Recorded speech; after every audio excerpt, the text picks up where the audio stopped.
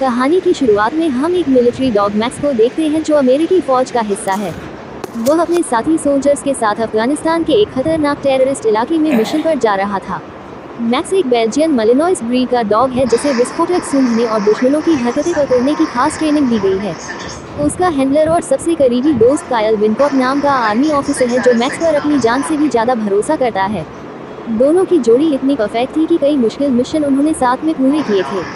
इस बार भी जब कायल और उसकी टीम एक गांव में पहुंचती है तो मैक्स अपने इशारों से कायल को एक घर की तरफ ले जाता है। अंदर जाकर वह एक आग के नीचे छिपा हुआ सीक्रेट कंपार्टमेंट सूंघ कर निकालता है जिसमें भारी मात्रा में अवैध हथियार और गोलियां छिपाई गई थी। मिशन पूरा होने के बाद कायल अपने बेस पर लौट आता है और अपने पिताजी अबू माम कमला से वीडियो कॉल पर बात करता है। वे एक रिटायर्ड मिलिट्री ऑफिसर है और अपने बेटे पर बहुत गर्व करता है। वहीं कायल का छोटा भाई जस्टिन एक आम अमेरिकी लड़का है जिसे गेम खेलना और बाइक चलाना पसंद है। उसे कुत्तों में कभी खास दिलचस्पी नहीं रही, लेकिन कायल के लिए मैक्स परिवार जैसा ही था। कायल अपने घर की बातों में हमेशा मैक्स का जिक्र करता था और कमला को भी वह डॉग बहुत प्यारा लगता था। कुछ दिन बाद कायल को उसके सीनियर ऑफिसर्स ने बुलाया। पता चला कि जितनी बंदूकें उन्होंने जब्त की थी वह सारी ऑफिस तक नहीं पहुंची। उन्हें शक था कि कायल की टीम में से कोई हथियार चुरा रहा है। कायल ने अपनी टीम से पूछताछ शुरू की तो पता चला कि इस सब के पीछे उसके बेस्ट फ्रेंड टाइलर का हाथ है। जब कायल ने उससे बात की तो टाइलर ने उसे धमकाया और कहा कि वह इन बातों में ना पड़े। अगले दिन कायल अपने ग्रुप के साथ अगले मिशन पर जा रहा था। मिशन के दौरान जब मैक्स ने कुछ अजीब सा सूंघा तो वह कायल को एक मैदान की ओर ले गया। तभी वहाँ माइंस फटने लगी और फायरिंग शुरू हो गई। उस अफरा तफरी में कायल मैक्स को बचाने के लिए भागा। उसने टाइलर को कवर फायर देने के लिए कहा, लेकिन टाइलर उसे धोखा देकर एक चट्टान के पीछे जाकर छुप गया। बदकिस्मती से कायल दुश्मनों से लड़ता हुआ शहीद हो गया। इसके बाद सेना के कुछ अफसर कायल के परिवार को उसकी मौत की खबर देने गए। उसके माँ बाप और भाई जस्टिन को ये सुनकर बहुत गहरा सदमा लगा। कायल को आखिरी बार अलविदा कहने के लिए पूरा परिवार चर्च में पहुंचा। मैक्स को भी वहां लाया गया जो अपने मालिक को खोकर बेहद दुखी था। वह चुपचाप जाकर कायल के ताबूत के पास बैठा रहा। फ्यूनरल पूरा हो जाने के बाद जब ऑफिसर्स मैक्स को वापस ले जाने लगे तो वह बुरी तरह छटपटाने लगा और उनके साथ चलने से मना कर दिया। वो जस्टिन को पहचान कर उसके पास चला गया। उसे जस्टिन ने अपने मालिक कायल की झलक नजर आ रही थी, लेकिन जस्टिन ने आर्मी ऑफिसर्स के साथ जाकर उसे वैन में छोड़ दिया। कुछ दिन बाद जस्टिन कायल के कमरे में बैठा उसकी तस्वीरें देख रहा था। उसके पिता ने आकर उसे दिलासा देने की कोशिश की, लेकिन जस्टिन गुस्से में आकर अपने पिता को ही कायल की मौत का दोषी ठहराने लगा। तभी कमला ने आकर उन्हें बताया कि मिलिट्री ने मैक्स को मार देने का फैसला लिया है। बिना वक्त गंवाए वह तीनों मैक्स से मिलने डॉग शेल्टर पहुंचे। यहाँ पर आर्मी ऑफिसर बताता है कि कायल की मौत का उसके ऊपर बहुत गहरा असर पड़ा है, इसलिए वह बहुत ज़्यादा अग्रेसिव हो गया है। ये किसी के लिए भी खतरा बन सकता है, इसलिए हमारे पास इसे मारने के अलावा कोई भी रास्ता नहीं है। लेकिन जैसे ही जस्टिन ने कमरे में कदम रखा, मैक्स शांत होकर जमीन पर बैठ गया। मैक्स उसके ऑर्डर्स मानने लगा। ये देखकर वहाँ सब लोग हैरान हो गए, लेकिन मैक्स जस्टिन को देखकर ऐसा बिहेव इसलिए कर रहा था क्योंकि वो जस्टिन में कायल को देखता था। मैक्स को जस्टिन के साथ खुश देखकर रे ने फैसला किया कि वह लोग मैक्स को इज्जत करेंगे। इसके बाद वह लोग मैक्स को अपने घर लाते हैं, लेकिन घर पहुंचकर रे ने कहा कि मैक्स एक खूंखार जानवर है और वह कभी भी किसी के ऊपर हमला कर सकता है, इसलिए वह उसे घर के अंदर नहीं रख सकते। उन्होंने मैक्स को बाहर ही गार्डन में बांध दिया। रात के समय मैक्स जोर जोर से भौंकने लगा। दरअसल वह कायल को मिस कर रहा था।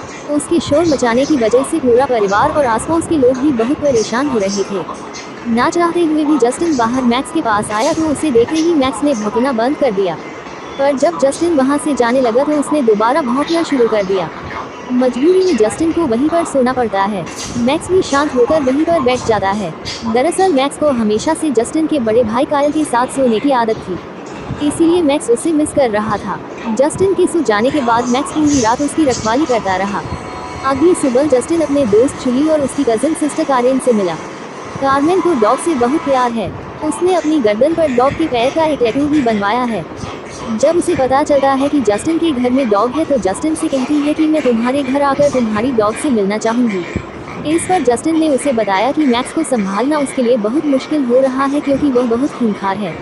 इस पर कार्मेन ने कहा कि उसने डॉग्स के बारे में काफ़ी स्टडी किया है और वह मैक्स को ट्रेन करने में उसकी मदद कर सकती है।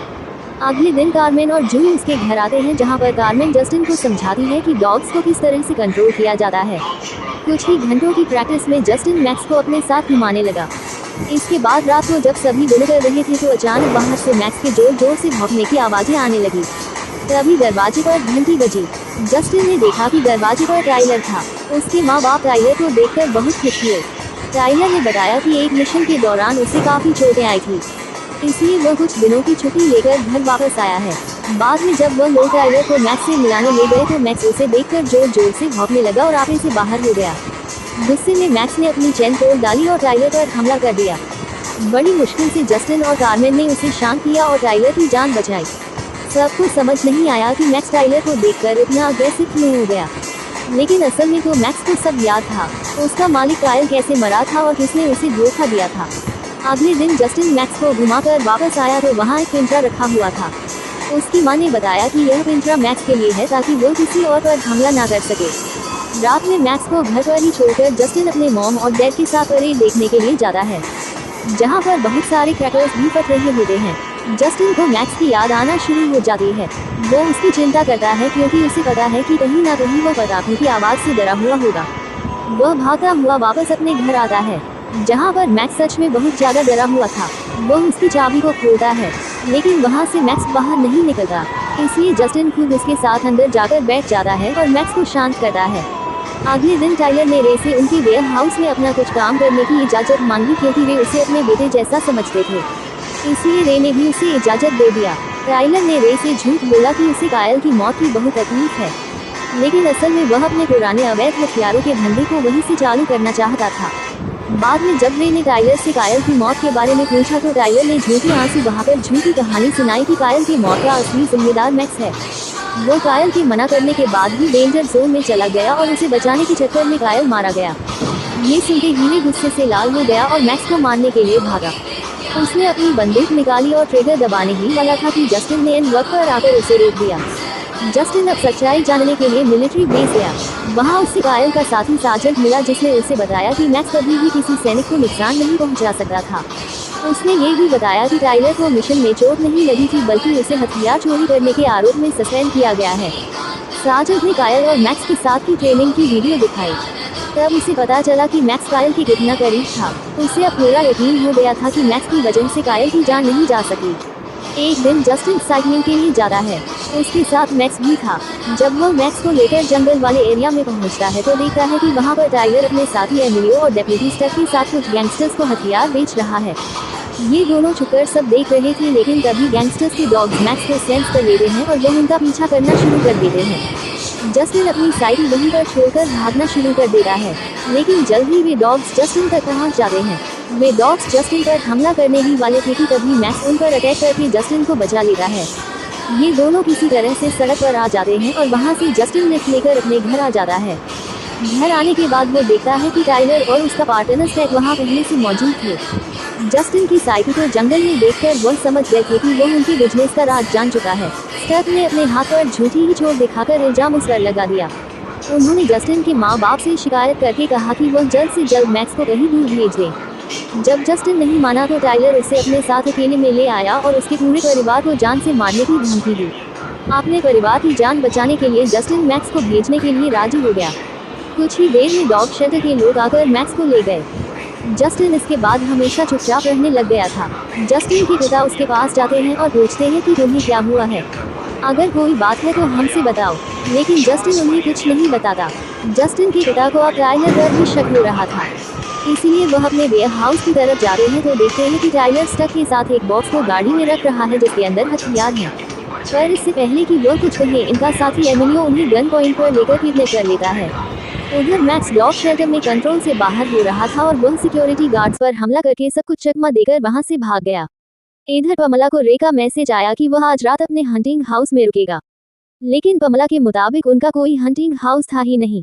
इस पर उन लोगों को शक हुआ और जस्टिन समझ गया कि टाइलर ने ही कुछ किया होगा, इसलिए जस्टिन ने कारेन और मैक्स के साथ मिलकर अपने पिता को खोजने का फैसला किया।